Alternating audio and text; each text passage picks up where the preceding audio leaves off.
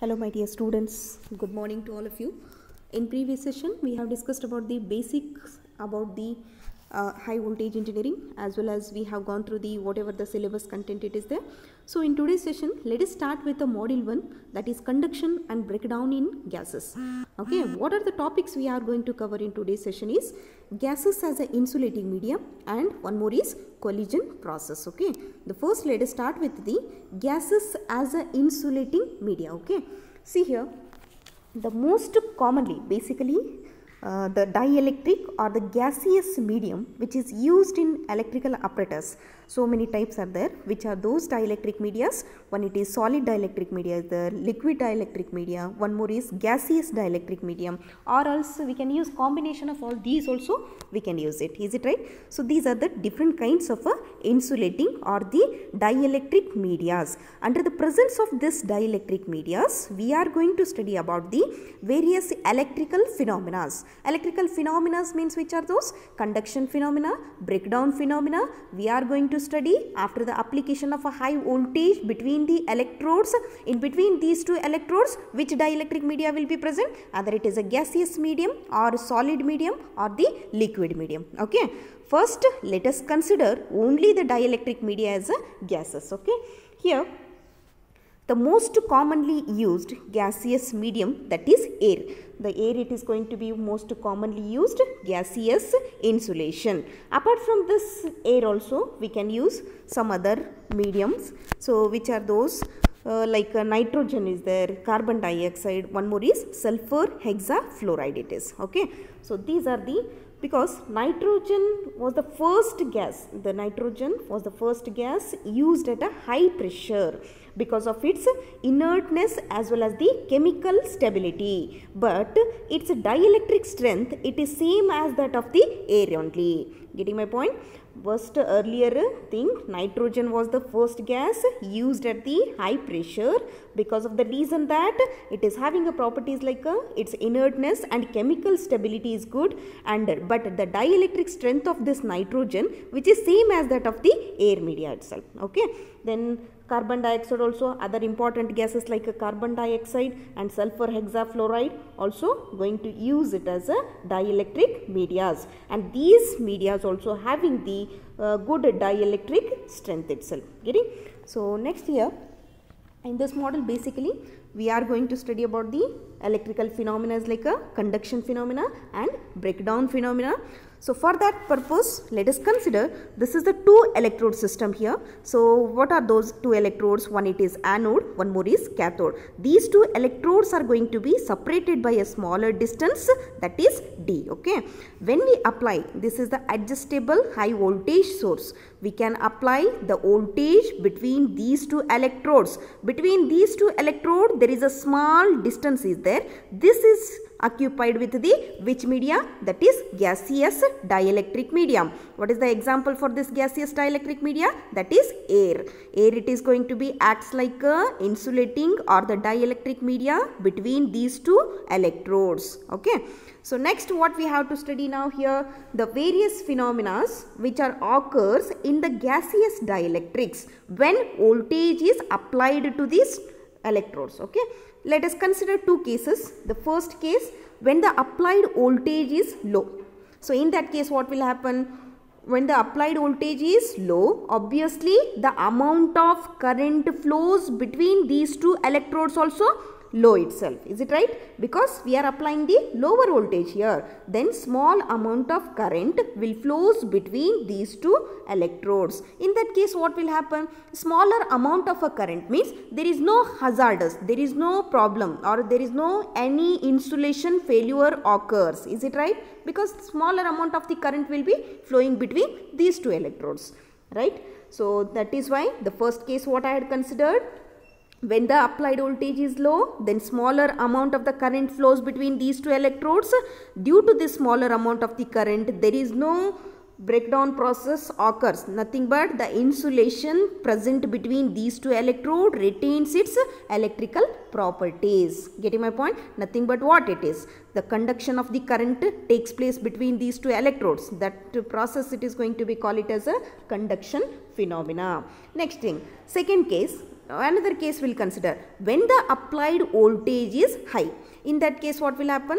Huge amount of the current flows between these two electrodes. Larger the amount of the current means obviously the insulation media present between these two electrodes gets failed, right? Or else the insulating media gets breakdown. So that is why this process, electrical phenomena, is going to be called it as a breakdown process, right? What we had studied now, there are two cases we had considered. After the application of the low voltage, lower amount of the current will flows between these two electrodes, but in that case, due to the lower amount of the current, there is no insulation failure, then nothing but it is a conduction phenomena. When we apply a higher voltage, huge amount of the current will flows between these two electrodes. Due to this higher amount of the current, the insulation media present between these two electrodes gets breakdown. So that is why this phenomena, it is going to be called it as electrical breakdown process. Getting my point? So once the insulation media gets failed between these two electrodes, means nothing but what it is, short circuit takes place. Is it right? Short circuit takes place means a strong conducting spark, it is going to be formed during the breakdown process. Getting my point? Short circuit takes place between the electrodes. It is nothing but what? Strongly conducting spark, it is going to be formed. This strongly conducting spark, it is going to be called it as a electrical discharge. Keep it in mind. Electrical discharge means what? During the breakdown process of this insulation, a strong conducting spark is produced. So nothing but, or else we can say that a short circuit between the electrodes, that is going to be called it as electrical discharge. So this electrical discharge are of two types are there. Which are those? The first one is non-sustaining discharge and one more is self-sustaining discharge. What is the meaning of this one? Non-sustaining discharge means what? So non-sustaining discharge means it is uncontrollable. So non-monitorable discharge. Discharge, it is nothing but strong conducting spark. So this conducting spark, it is non-monitorable or it is non-sustainable itself. Getting my point? Self-sustaining discharge means what? The strong conducting spark between the electrodes, it is going to be monitored or can be controlled. When it is going to be controlled, in the sense that whenever the gas pressure is equal to the atmospheric pressure, then only that conducting spark, it is going to be self-controlled or self-monitorable. Keep it in mind. Okay. So this is why. So next, what it is there? Now we can define this. Now how we can define the spark breakdown? The spark breakdown which occurs in the presence of the gaseous medium, it is nothing but the transition of non-sustaining discharge into the self-sustaining discharge. Keep it in mind. What is the definition for spark breakdown? Spark breakdown is the process of transition phenomena from non-sustaining discharge into the self-sustaining discharge. Okay. Next, one more thing here. So here, during the breakdown process, when we apply a higher voltage, huge amount of the current, nothing but huge amount of current, it is going to be built up between the electrodes. So the built up of high currents during the breakdown process, it is mainly due to what reason? Due to the one important process that is going to be called it as a ionization. Keep it in mind. The build-up of high currents during the breakdown process, that is mainly due to the one important process that is going to be called it as what? Ionization. Then what is ionization? Is it right? Ionization, it is nothing but what? It is a phenomena. Ionization, it is nothing but whatever the ionization process or the ions, whatever the gaseous molecules will be present here, or the ions, it is nothing but the ionization process, it is nothing but the buildup of high currents during the breakdown. It is mainly due to the process called ionization. I told here. Ionization, it is nothing but in which electrons and the ions are created from the neutral atoms or the molecules. Ionization, it is nothing but what?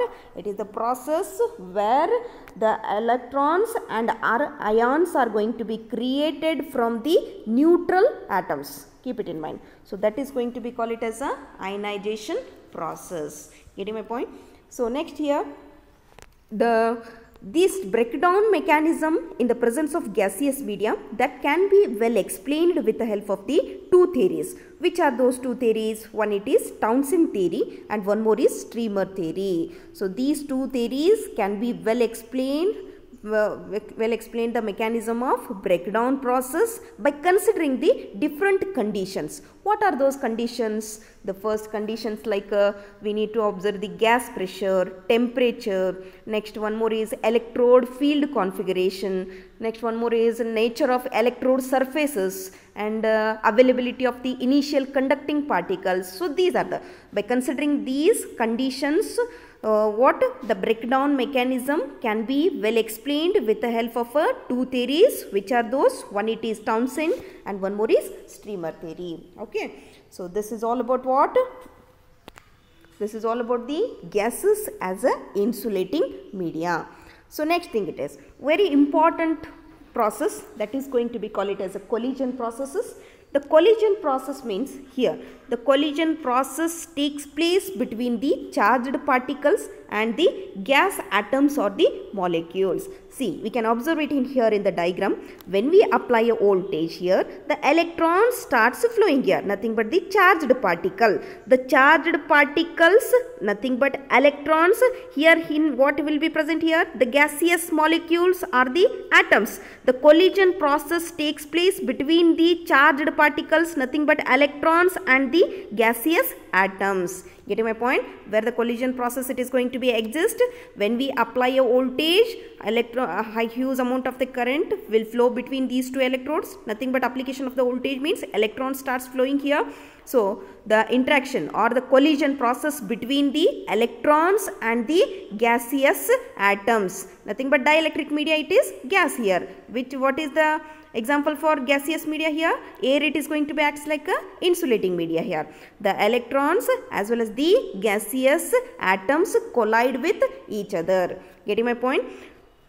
The collision process takes place between the charged particles and the gas atoms or the molecules.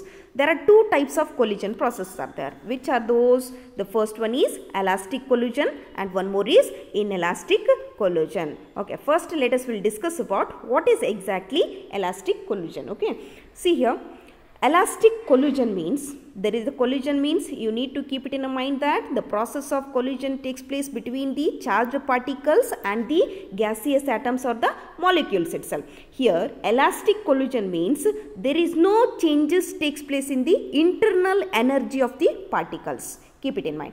Internal energy of the particles, nothing but which particles? Charged particles.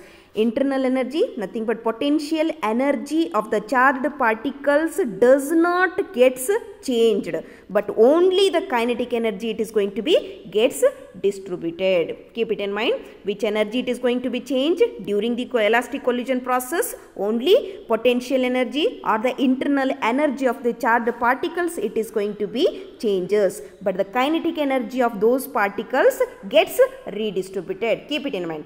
Internal energy does not changes, only kinetic energy it is going to be gets redistributed. Getting my point? That is why these kinds of collisions do not occur in practically. So next thing here, what I told here, when we give a voltage between these two electrodes, then what will happen? Electron collide with the gaseous molecule. This electron, then what will happen? When it is collide with the gaseous molecule, the single electron traces a zigzag path during its traveling. How it is going to be moved? In a zigzag manner. That is why its kinetic energy it is going to be changes, but the internal energy of those particles will be remains same. Getting my point? As we already know that electrons are very lighter in weight compared to the gaseous atoms or the molecules. Keep it in mind. Electrons are very lighter in weight. Then what will happen? During the collision process, these electrons are very lighter in weight. So they transfer its part of its kinetic energy to the much heavier gaseous molecules. Keep it in mind. Electrons are very lighter in weight when we compare with the gaseous atoms or the molecules. That is why during the collision process, these electrons will transfer its part of the kinetic energy to the much heavier ions or the gaseous molecules. then what will happen? Some portion of the energy of the electrons, it is getting transferred to the which atoms? Gaseous atoms or the molecules. Then what is the meaning of this one? There is a little loss of energy takes place, right? There is a loss of energy takes place during the inelastic collision process. Getting my point? Then what about inelastic collision? Inelastic collision means here in which internal energy changes takes place with respect to what? Kinetic energy also. Keep it in mind, inelastic collision means both the internal energy as well as the kinetic energy of the colliding particle, it is going to be changes. Getting my point? So this kind of a collision often results in a change in the, because both the internal energy as well as kinetic energy, it is going to be changes. So that is why the structure of the atom after the collision process, it is going to be changed. Getting my point? What are the examples for this inelastic collision? Means ionization process, attachment process, excitation, recombinations. So these processes we can explain in the further classes. Okay, I hope this is clear to all of you. So in the next session we'll discuss about the ionization process. I hope this is clear to all of you. Thank you.